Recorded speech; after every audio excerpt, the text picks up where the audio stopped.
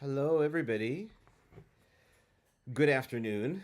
It's just a shade after noon today on Monday, December 30th, and I am happy to be here with you and delighted that we get to spend this meditative and quiet time together. For those of you who have been tuning in regularly for these meditation sessions that we've been having. I hope that you have found them and are finding them to be a blessing and a benefit to you in your life. So we are going to get ourselves situated and started here, and I would like to invite you, as always, and I'm going to practice what I preach here and walk the talk, to get yourself situated in your seat in a way that feels comfortable and supportive to you. Every week when we sit down to do this, to sit together, our bodies may be and actually will be in a different place than they were the week before. So do really take the time to get yourself comfortable in your seat, um, and we're going to proceed into uh, letting our eyes gently close if you're comfortable doing that, and if not, you can just find maybe a spot on the floor in front of you that you can just focus on with a gentle and soft gaze. But whatever works for you. Just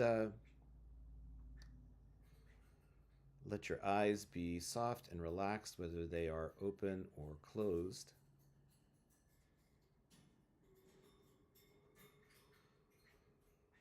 And just let yourself begin to move more fully into your experience of this moment and of what is happening right now.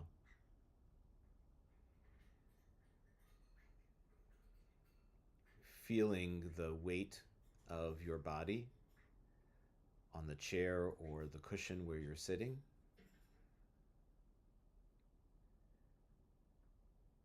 And with a complete trust that whatever you're sitting on will support you and hold you up. Just take a little tour of your body in your mind's eye. And whether it is in your extremities or somewhere else in your body, notice if there are any places of tension or gripping or holding, anything that is constricted and tight. It might be one of the many small muscles in your face, around your eyes or your jaw. Or you might find this tightness in your upper back or in your shoulders. But wherever there is tightness or constriction that is not necessary for you to be sitting here, just without actively working to change anything, just see if you can give that part of your body a bit of Shabbat rest and comfort and ease, even though it's a Monday afternoon. Let that part of your body have a little Shabbos, a little Shabbat.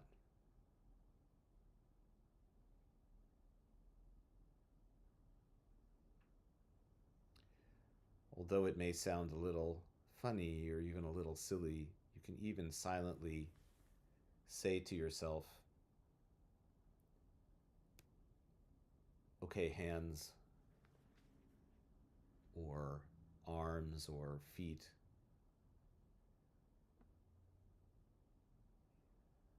you've you've been doing such good work for me today. Now you can have a little time off, a little rest, a little Shabbat on a Monday.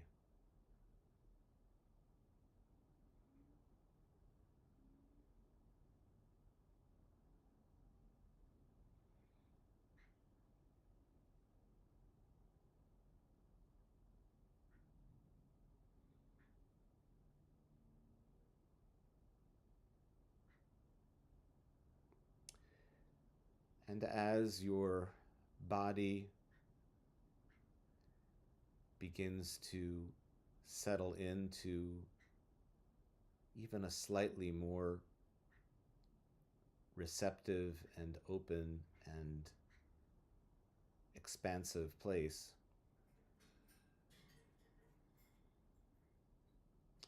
notice how the more that your body moves toward a state of shalom, of wholeness, of peace,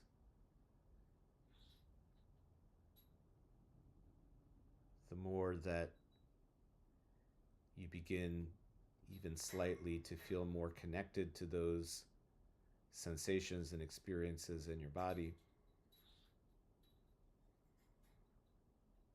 See how that relaxation of the body, that me'ein Shabbat, that little taste of Shabbat that we give our bodies in this moment, that relaxation in the body, that rest in the body, also is often accompanied by a quieting, a settling of the mind.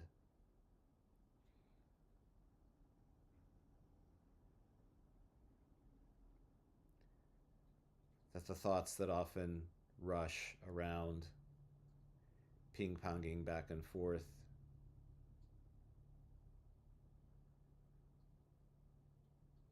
clamoring for our attention, maybe those thoughts begin to lower their volume a bit.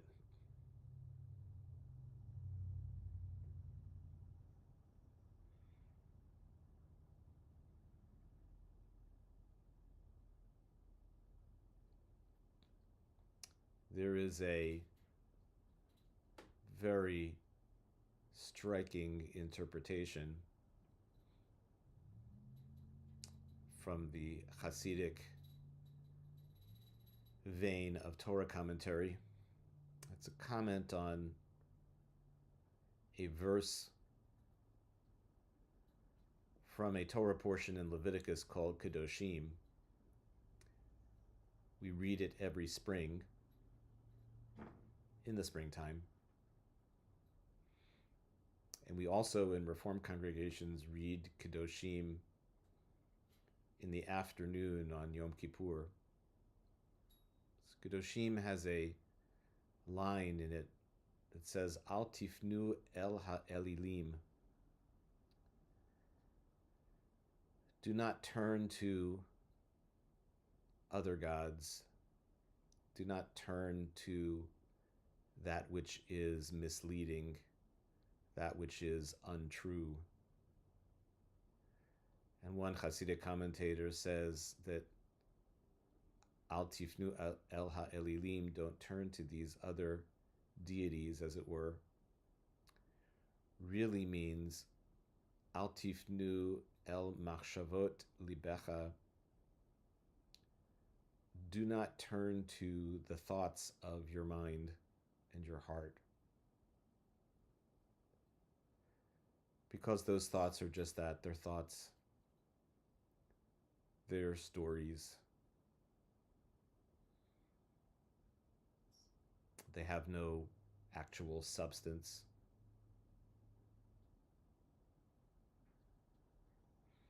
And they usually pull us out of Hoveh, the present. So often these machshavot libenu, these thoughts of our hearts, which our teacher equates with elilim, with deities, with gods that are not real. So often these thoughts, these machshavot, they yank us out of the present toward the past in the form of judgments or regrets, or these thoughts drag us into a future through worrying, through perseverating and ruminating. They drag us into a future which has not yet become real, which has not yet actually happened. So it's a remarkable teaching. Don't turn exclusively toward the thoughts in your mind, in your head.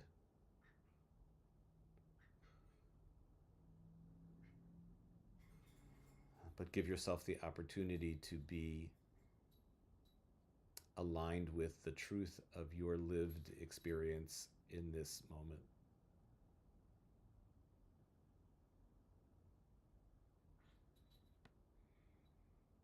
We've said this before, but it is so beautiful and suggestive that when Moses at the burning bush asks to know God's name, God's response is Ehyeh Asher Ehyeh, I am what I am.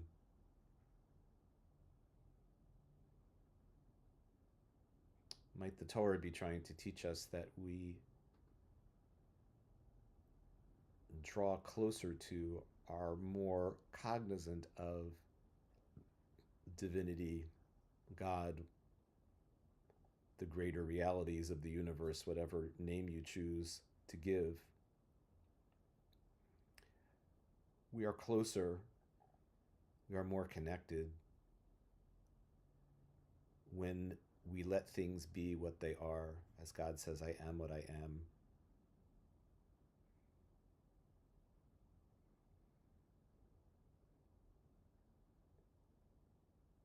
So in service of that desire for connection, let yourself be exactly who you are and what you are and where you are in this moment, and let all of that be completely okay.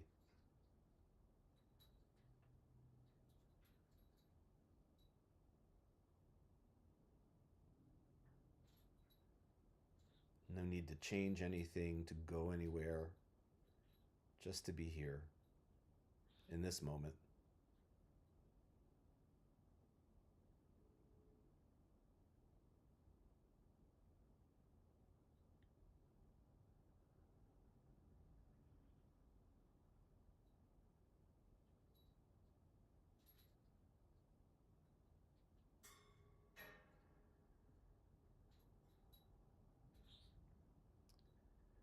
So, at this time, let me invite you, if you wish, to let your attention, your kavanah, your focus move to rest gently upon the sensation of breathing.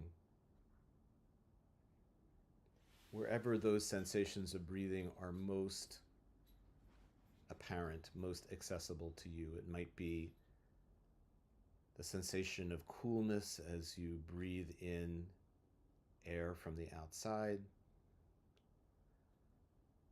in your nose or in your throat or in your mouth, or it might be the warmer sensation of the air which has been warmed by your lungs and the rest of your body as it passes outward through your nose or your mouth or over your throat. See what it's like to be interested in your breath, to be curious about it, and to just give attention to your breath for the next minute or two as we just sit here. And when you realize, as pretty much always is the case, that you did follow one of your machshavot, that you have followed one of your thoughts off in some other direction, that is completely okay. That is how this works. It is, if you will, what is supposed to happen. We get distracted, and The moment of noticing that distraction is a moment of teshuvah. It is a moment of returning to our kavanah, our intention to just, for the next couple of minutes, sit with our breath.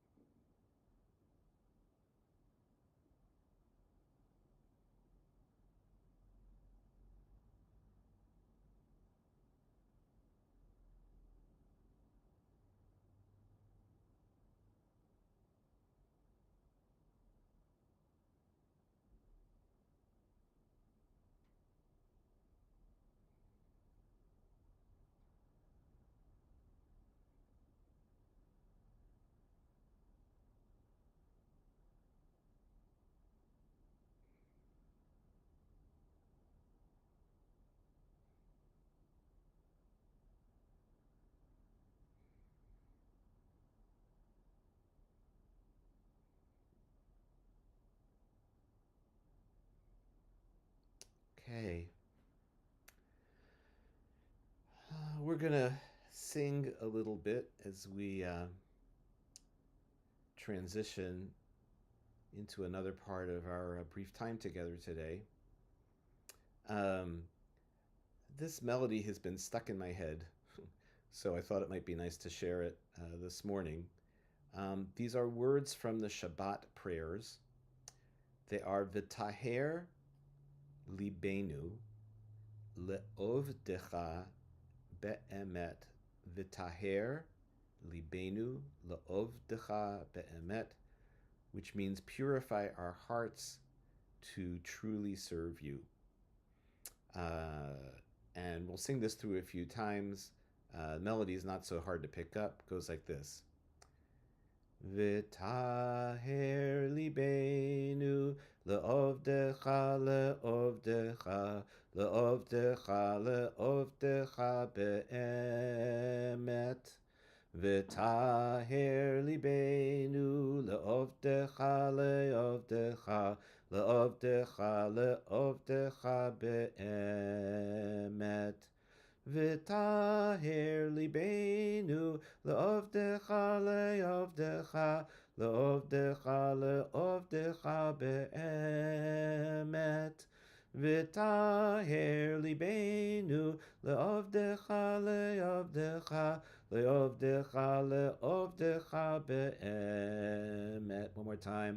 V'taher libenu le'ovdecha le'ovdecha le'ovdecha le'ovdecha be'emet. V'taher libenu le'ovdecha le'ovdecha le'ovdecha le'ovdecha be'emet. V'taher libenu le'ovdecha le'ovdecha le'ovdecha le'ovdecha be'emet. V'taher libenu le'ovdecha le'ovdecha le'ovdecha le'ovdecha be'emet.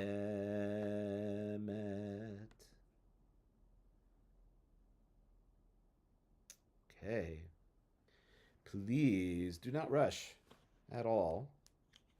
But whenever you are ready, you can let your eyes gently open. Um, so, we ran a little bit long today. I was going to offer a little devar, um, but I don't want to hold anybody up too much, except to maybe offer you a teaser of some things that we will probably end up talking about this particular Shabbat. The Torah portion this week is called Vayigash. It is the denouement. It is in many ways the climax of the story of Joseph and his brothers. The name of the portion Vayigash um, means he approached, he came forward, and it refers in context to Joseph's next to oldest brother Judah uh, approaching him to ask for forgiveness.